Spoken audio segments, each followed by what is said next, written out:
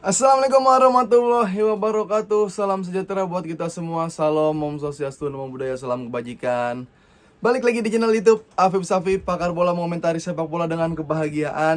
Dan happy weekend teman-teman. Selamat berlibur di akhir pekan. Semoga semua dalam keadaan sehat. Dan gue selalu mau ngucapin terima kasih buat teman-teman yang like, komen, dan subscribe channel YouTube Afif Safi, pakar bola, dan selalu nonton. Ya, di saat banyak tayangan-tayangan lain kalian memilih untuk refreshing menonton pakar bola tentunya, terutama fans-fans Barcelona, karena kita akan membahas pertandingan La Liga yang akan bertanding. Nanti Barcelona akan berdepan dengan Getafe itu pada jam 22.15, berarti jam 10. Dan biasanya kalau main jam masih sore itu nggak terlalu mengecewakan seperti main jam 3 pagi, seperti main jam setengah 1 gitu kan. Jadi nggak apa-apa lah ya, mumpung malam minggu ya, nggak kemana-mana bisa nonton Barcelona. Oke. Dan selain mau mempreview pertandingan Barcelona Getafe, ada juga info-info terkini seputar Barcelona tentunya. Apa yang akan dilakukan oleh Barcelona di tengah gempuran EA, enggak deng, di tengah gempuran ya gonjang-ganjingnya ekonomi yang sedang sulit, dan skuad yang tidak elit, Xavi yang mainnya melilit. Dia akan pergi pada akhir musim. Seperti apa nih? Harus ngapain Barcelona memaksimalkan sisa akhir musim ini, oke? Karena dia punya peluang cuma hanya di Liga Champions. Dan yang terakhir gue mau bahas tentang, ini video lagi rame cuma mau bahas tapi sebenarnya males. Ada yang namanya ISoSpeed. Ini YouTuber dari luar. Dia streamer ya, dia gamers, terus ngefans sama Ronaldo. Banyak tingkah-tingkah yang nyeleneh, yang kadang lucu, kadang over menurut gua. Kita akan bahas karena belakangan ini dia kemarin main di Charity. Ya gue nganggap dia rezeki lah bisa main sama Kakak, sama Roberto Carlos, sama ketemu Drogba, dilatih Wenger gitu. Tapi ya rezeki-rezekian, tapi harusnya nggak seperti itu. Nah, kayak gimana nanti gue bahas, oke? Kayaknya nggak penting sih ya, nggak usah deh itu mah. Oke, kita langsung aja. Nih di pekan kali ini Barcelona menduduki peringkat 3, terpaut 8 poin dari Real Madrid, 2 poin dari Girona yang berada di posisi kedua. Kemungkinan masih ada, asalkan Madridnya kepleset banyak banget. Nggak mungkin juga, maksud gua nggak semudah itu untuk nungguin Madrid kepleset banget. Karena walaupun ada beberapa match yang Bellingham nggak main, kayak ada yang kurang banget. Cuma 8 poin ini bener-bener butuh keajaiban untuk masuk ke peringkat pertama. Tapi pun itu kalau Barcelonanya konsisten menang, ntar Madridnya juga udah kepleset, Barcelonanya nyungsep, sama aja berarti. Oke, sekarang kita bahas lawan Getafe dulu. Ini alot banget loh. Barcelona Getafe tuh alot banget. Menang paling cuma kayak 2-1, kan 1-0. Bahkan tahun lalu itu cuma 0-0 karena Getafe, Rayo Vallecano, Valladolid itu udah tahu menghentikan Xavi. Bukan menghentikan Barcelona, karena saat Barcelona bukan dipegang Xavi, yang menang-menangnya masih banyak, menang-menangnya masih sering, cara menemukan kemenangan lawan tim-tim yang bikin rusak momen itu bisa Barcelona. Tapi sekarang Xavi kan nggak punya itu. Kita udah sepakat bahwa Xavi tidak punya plan-plan yang bikin apa ya, plan-plan atau opsi-opsi yang bikin permainan jadi variatif. Nggak ada Xavi di situ. Nah, kita langsung bahas kemungkinan line up yang akan bertanding. Yang akan menjadi 11 pertama, pasti Stegen udah sembuh. Stegen langsung dipasang. Konde, Kurbasi, ya Inigo Martinez, Cancelo, Christensen, Gundo, De Jong, Pedri, dan Rapinya dan Lewandowski. Kita tidak melihat ada Lamine Yamal di sana dan Joao Felix.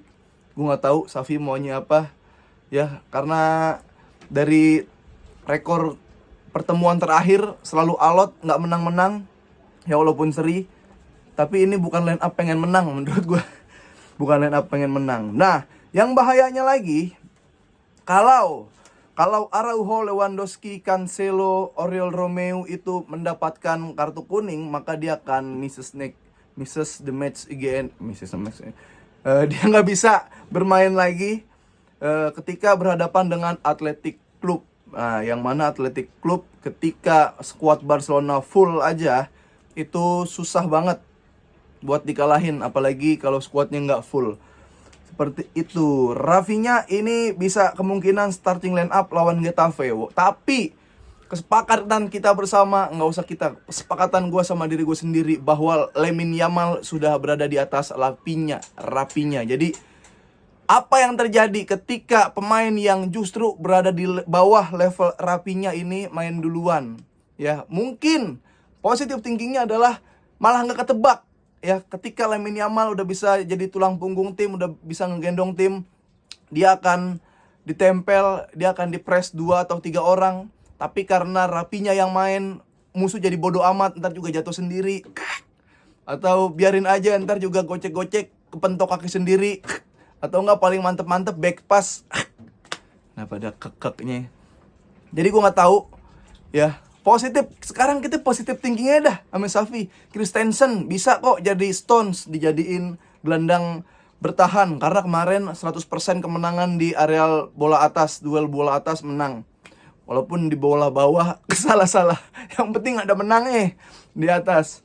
Ya, kita positif thinking aja.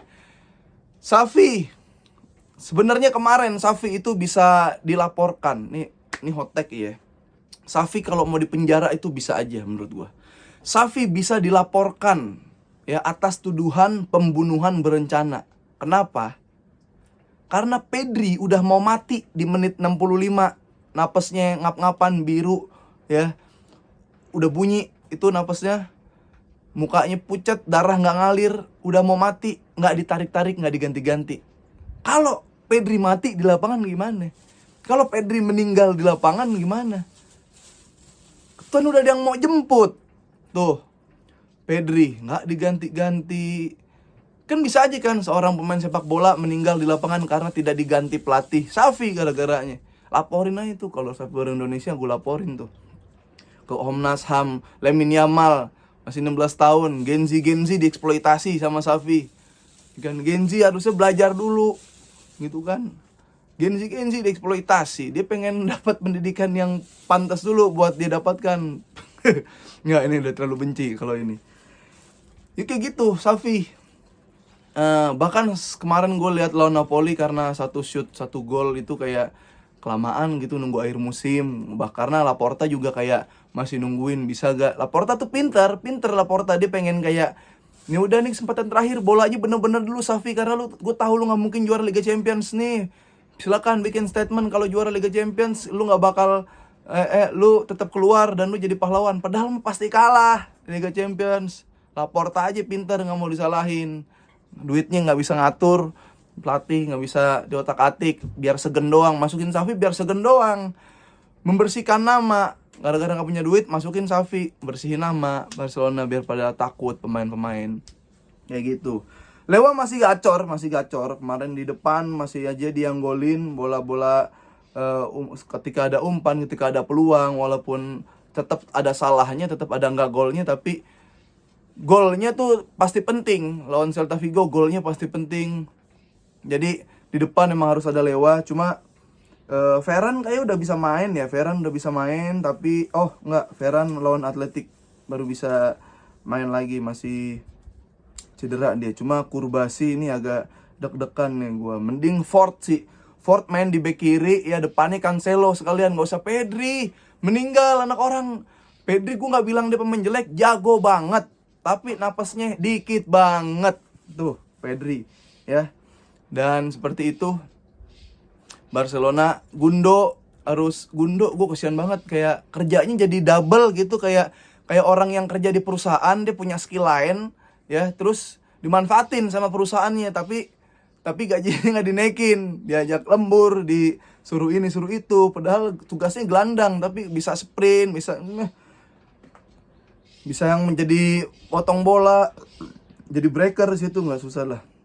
Nah, dan berita selanjutnya datang dari Frenkie de Jong ini kayaknya dia memang cinta beneran sama ini bajunya bagus banget by the way, bro. Gila. Bagus banget. Frankie De Jong nih kan dia sempat membantah atas tuduhan gajinya yang terlalu besar, atas tuduhan dia mata duitan gitu, karena dia udah bilang gua nggak segede ini gajinya, jauh dari kata yang kata yang dilampirkan di media gitu kan. Tapi ya boleh lah, maksud gua lu selain bisa klarifikasi gaji lu nggak segitu, klarifikasi juga kalau lu pemain bagus, main bagus gitu, semangatnya ada, ngototnya ada, spiritnya ada gitu, bola hilang ya, awareness defense-nya tuh sangat-sangat harus diperhatikan, jangan cuma pas nyerang doang.